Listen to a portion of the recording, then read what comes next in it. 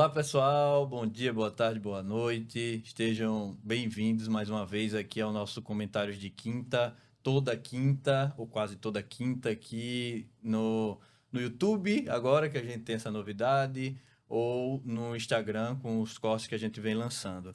Bom, a nossa decisão de hoje, ela é bem interessante, bem paradigmática, eu diria. É o recurso em mandado de segurança número 704/11 do Rio de Janeiro de 2022. Produção, se puder colocar na tela a decisão.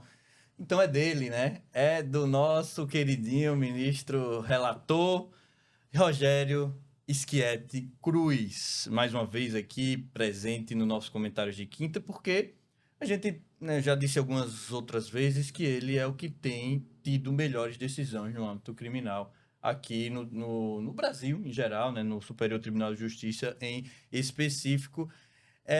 Ele tem como advogado, né, nesse caso, a Defensoria Pública do Estado do Rio de Janeiro, né, e ele trata sobre o, o sigilo do inquérito policial, né, em relação às diligências que já terminaram. E tem um detalhe, aqui é para terceiros, não necessariamente as vítimas, né?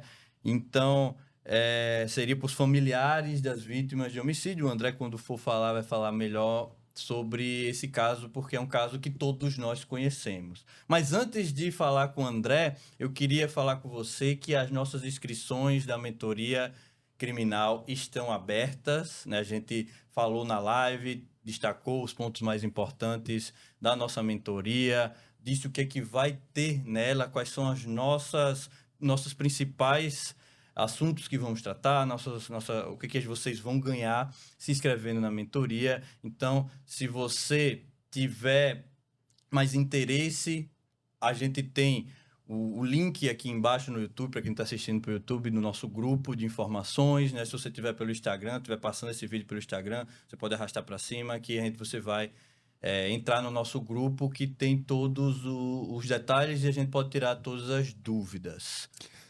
É isso aí, Marcos. Bom dia, boa tarde, boa noite para você que está aí nos assistindo. Meu caro Marcos, quem mandou matar Marielle? Na verdade, essa pergunta não está aqui solta. Estamos falando de um recurso em mandado de segurança, justamente tendo como objeto a investigação que se arrasta aí por 7 anos quase. Vamos fazer 7 anos. 7 anos. 7 anos. 7 anos. Da autoria do homicídio da então vereadora do Rio de Janeiro, Marielle Franco, que vocês certamente ouviram falar, né? Já ouviram bastante sobre o caso. E aqui, como o Marcos colocou, são os familiares que desejam ter acesso ao inquérito policial para entender o que está acontecendo. Veja, estamos falando de um inquérito, você aí que escuta sabe muito bem que ele tem, por característica, a sua sumariedade, ele deve ser rápido. É claro que essa rapidez ela é relativa. Então, se estamos falando de um caso extremamente complexo, estamos falando de um dos crimes mais complexos da atualidade. Ele vai se desdobrar, ele vai ter uma dilatação maior, porém são 7 anos. A gente sabe que nesses 7 anos houve aí uma série de problemas, inclusive internos, institucionalmente falando, que atrapalharam a efetividade das investigações, e a família quer saber o que é que está acontecendo.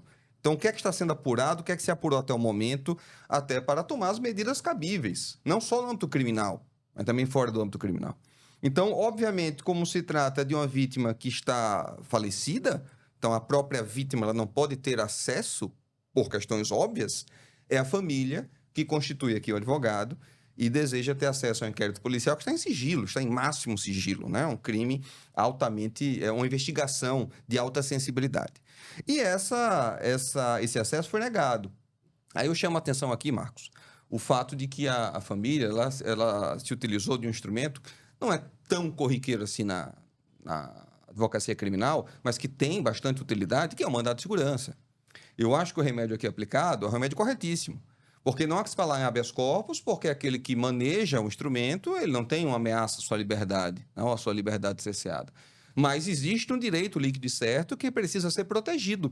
E foi aqui pela via do mandado de segurança. Negado inicialmente, mas a partir do momento que houve o recurso em mandado de segurança, o ministro Rogério Schietti, ele passou a dar uma interpretação mais adequada, pelo menos na minha análise, aplicando aqui um controle de convencionalidade, citando nominalmente o protocolo de Minnesota e a aplicação da súmula vinculante número 14. A súmula vinculante 14, me permitam ler, súmula breve, diz que é direito do defensor, e aí defensor aqui é aquele que defende os interesses de alguém, no interesse do representado, ter acesso amplo aos elementos de prova que, já documentados em procedimento investigatório, realizado por órgão com competência de polícia judiciária, digam respeito ao exercício do direito de defesa. O que é que o ministro Schietti entende? Que aqui representado é um termo mais abrangente, então estaria para além do investigado, estaria para além da vítima. Então a gente está falando daqueles que nutrem interesse, o interesse legítimo, o interesse que justifique o acesso a uma investigação que, por regra, tem a sua natureza sigilosa, certo? Você aí que advoga na área já sabe muito bem disso. O inquérito policial ele não pode ou não deveria ser facilmente acessível, porém, ele deve ser acessível dentro dos limites legais para possibilitar que o advogado exerça o seu mistério, né? Para que ele possa atuar, para que ele possa agir. Muitas e muitas vezes, sobretudo quando você está ali no interesse do investigado, você fica completamente de mãos atadas no agir em relação ao seu cliente se você não tem acesso ao inquérito policial. Aqui no caso, a família, no meu sentir, muito legitimamente pleiteando esse acesso ao judiciário. Exatamente. E vejam que nesse caso específico aqui são os familiares das vítimas que morreram, né, que estão querendo acesso ao inquérito para saber o que rolou. E nesse caso, se vocês devem acompanhar as notícias, né, é um caso que já se alastra há muito tempo e que que acabou sendo muito politizado, né? E mudou muito de delegado que estava à frente, mudou muito de promotor que estava à frente. Tentaram agora nacionalizar, né? Colocar como federal. Por quê? Porque teve muitos problemas, tentativa de enganar. Então, a família, ela quis ter acesso e, na minha visão, o ministro Schietti, ele decidiu muito bem quando ele colocou como interesse do representado, que fala na súmula 14 vinculante, na súmula vinculante 14, quando coloca representado aqui não apenas a pessoa que está sendo investigada, porque nesse caso aqui, representado para o ministro Schietti abrange também os familiares da vítima, que querem ter acesso do porquê que está se alastrando há tanto tempo, do que é que está acontecendo, quem são, né? E veja, e aqui não é dos atos que estão em andamento, até porque o próprio ministro Schietti, ele coloca no começo que esses atos que ainda estão em andamento não pode ter acesso nem investigado. Nem investigado, até porque poderia frustrar, né, algum ato desse. Outra coisa que eu destaco também em relação a essa decisão é que ele juntou, o ministro Schietti, vários julgados da Corte Interamericana, o que não é tão comum aqui no Brasil, o que é uma pena. A gente não utiliza a jurisprudência, né, e os julgados das cortes internacionais, especialmente da Corte Interamericana de Direitos Humanos, né, que é um mecanismo muito interessante para ser estudado. Então, ele juntou, por exemplo, no caso Gomes Lund versus Brasil, que é a chamada guerrilha do Araguaia, colocou o protocolo de Minnesota, como o André já destacou também, entre outros. A gente não utiliza muito aqui, tanto nós advogados, tanto o judiciário na hora de decidir, a gente não olha muito para as cortes interamericanas, né? O que é, na minha visão, um problema, porque eles têm casos muito interessantes, eles têm decisões muito importantes. Então, eu destaco, mais uma vez, que o próprio ministro Schietti aqui, ele, além de utilizar precedentes aqui do Brasil, ele utilizou também da Corte Interamericana, inclusive o protocolo de Minnesota. Me parece, Marcos, que eu estou, obviamente, especulando, um certo melindre que o juiz de primeiro grau, de utilizar normas mais abertas, né? Então, quando nós, advogados, pleiteamos a defesa de algum interesse em cima de um princípio, de uma garantia mais aberta, me parece que o juiz gosta de regra. O juiz gosta de regra, o juiz gosta de uma orientação mais concreta. talvez isso dê mais segurança para o juiz, evitar erros, evitar decisões reformadas, evitar dores de cabeça institucionalmente falando. Então, a partir do momento que ele deveria, concordo, se valer de protocolos, de convenções, em suas decisões, ele tem liberdade para isso, ele tem independência para isso, ele não faz com medo disso, e aí, eu repito, estou especulando totalmente, com medo disso reverberar contra ele de alguma forma. Mas não é por isso que você, advogado, vai deixar de conhecer e de aplicar as convenções nas suas peças. Porque sabemos que a batalha só termina no final.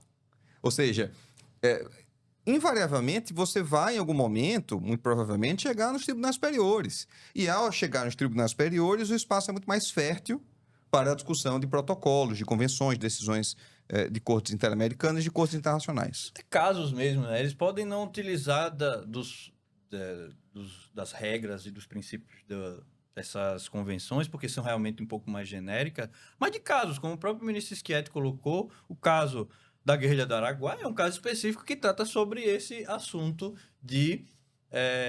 da vida dos familiares da vítima ter acesso ao inquérito, entre outros, né? Para finalizar, aqui em relação a esse caso, é um caso de grande repercussão, né? Que a gente espera que tenha, né? Que finalize o mais breve possível, ainda está na fase de investigação. Só queria fazer uma correção, Marcos, não tem 7 anos, vão fazer 6 anos. Foi em 14 de março de 2018. 6 anos, né? 6 anos, 2018, 6 anos. E aí, já tem 6 anos e que é muito tempo, assim, né? Apesar de ser um caso complexo, né? A gente espera que tenha uma solução. Aqui no Brasil, a gente sabe muito bem que os casos de homicídio, né? Eles têm baixa resolução por vários e N motivos que a gente não vai tratar aqui, né? Não teria nem tempo de tratar. Então é isso, pessoal. Queria mais uma vez convidar vocês para a nossa mentoria, que já continua, né? Com as inscrições abertas. Se tiver interesse, clica no link aqui abaixo para entrar no nosso grupo de informações e de divulgação. Se tiver no Instagram, arrasta para cima aí que a gente tira todas as suas dúvidas, tá bem? Um abraço e até a próxima. Não perca a nossa mentoria. No final da decisão, o ministro aqui ele coloca que não está sendo pleiteada a habilitação como assistente de acusação, mas apenas acesso aos autos como familiar da vítima. Quer saber por quê? Nossa mentoria explica isso e muito mais. Até a próxima.